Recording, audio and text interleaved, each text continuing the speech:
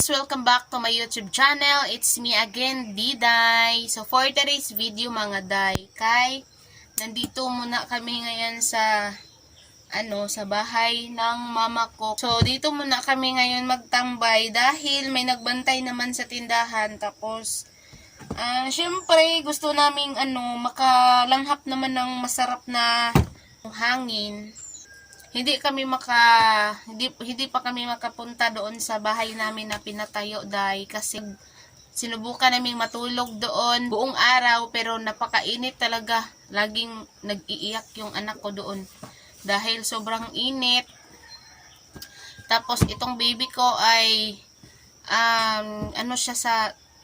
hindi niya kaya pag walang electric fan dahil. Kaya dito muna kami dahil sobrang ganda ng paligid dahil napakadaming kahoy, kawayan, mga bato, mga puno, kaya napakalamig dito. And ngayon ay ipakita ko sa inyo yung ulam namin for today's video. Bibi ko. Ang bibi ko. Bibi ko. Malaki na ang bibi ko dahil malapit na siya mag 8 months na siya dahil. Oh, yan ang bibi ko. Oh, mag 8 months na ang bibi ko. Bibi oh. Ngayon ay magpunta na kami sa ubos. Magbaba na kami sa balay. Nag-ano man siya ng isda dahil sa thesis niya dahil. Kaya may ulam na kami dahil. Ito siya dahil. Sobrang ganda ng paligid dito day oh. Napakaraming puno ng niyog. At saka day, dyan ang bahay namin sa ibabaw.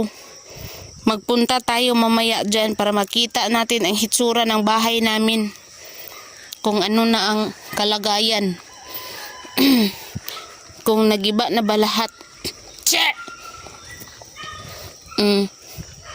Yan ang kuha nila, parting maliita. Sa tilapia na. Sa ding isda sa bukid. Hoy. Kisa pag-inan nyo makauna. Buang. Bahay muna ng magulang ko dahil hindi pa natapos dahil sobrang busy pa talaga namin. Sobrang busy pa talaga. Hindi pa makaya ang pag-asikaso, pag-arrange kasi marami pang mga gamit doon sa mga bahay-bahay namin ba hindi pa naubos. Tapos itong si Reggie, itong kapatid ko naglilinis ng isda. Yan, kuha yan nila sa bukid. Isdang ilog. Dahil sa thesis nila, hindi nila ginamit sa thesis, inulam. Walang hiya. Tapos ngayon ay pupunta na tayo doon sa bahay namin. Meron pa kaming mga iilang gamit na nandito pa kasi hindi pa talaga kaya na dalhin lahat doon sa bagong bahay namin dahil sobrang liit ng bahay namin. Tapos hindi pa siya na-arrange kasi nga walang tubig. Yan, napakakalat pa talaga kasi napakadami pa talagang gamit. Yan yung nakahanger na mga damit ng baby ko dahil napakadami pa talaga. Kasi hindi pa kami nakalipat doon ng as in lahat ng gamit hindi pa lahat ng gamit nandoon.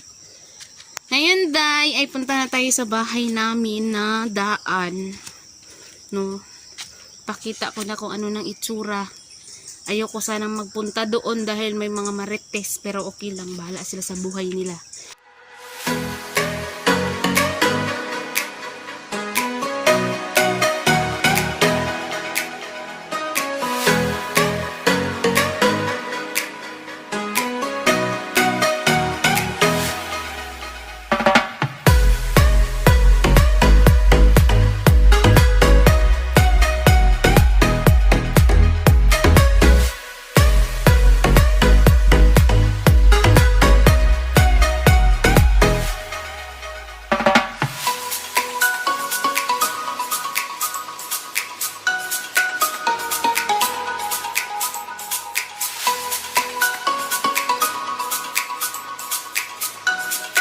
So, yun na ang kalagayan sa bahay namin, Day. So, hindi na ako nag-vlog doon kasi nga nandun yung kapitbahay naming Marites. Tapos, yan, malapit lang naman yung nilipatan nila ni Mama. Medyo malapit lang. Kumpara sa amin, kami lang naman ang lumayo. Tapos, yun lang. Yun lang yung for today's ganap namin, Day. And syempre, maraming salamat sa inyong panonood at huwag niyong kalimutang mag-subscribe dito sa aking YouTube channel, Diday Vlog. Thank you so much for watching. Bye!